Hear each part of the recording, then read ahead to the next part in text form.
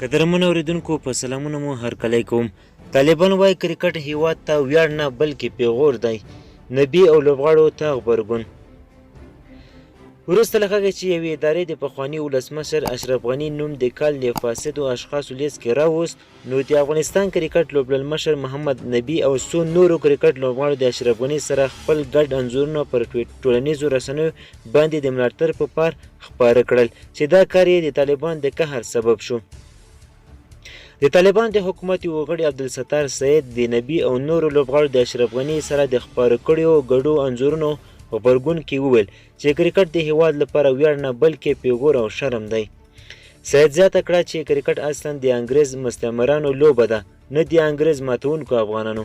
طالبان له کرکټ او نورو ملي لوبو سره چې کلونه یې هیواد ته ویاړونه راوړي نه دي جوړ، د دوی په راتګ د ورزش برخې ټولې برخې یا پر مخ فل شوي او یا هم تش په نوم فعالیت کوي.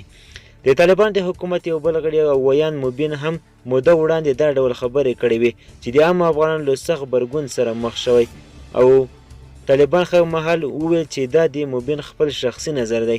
د طالبان د حکومت په راتګ سره د کرکټ بورډ اداره کې هم ټیل ماټیل شو، چې خو مهال د کرکټ نړیوال شورا ICC هم پر دې جنجالونو سخت غبرګون وښود.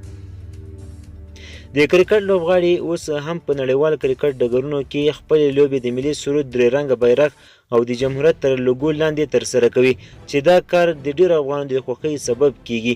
دا چې طالبان د دې چارواکي خبرو ته به عام غبرګونونو څخه سوي معلومه نه ده، خو کرکټ اوس افغانانو منځ کې د یوه ملي ارزښت په توګه پیژندل کیږي او هر وخت یې ترې دفاع کړې ده.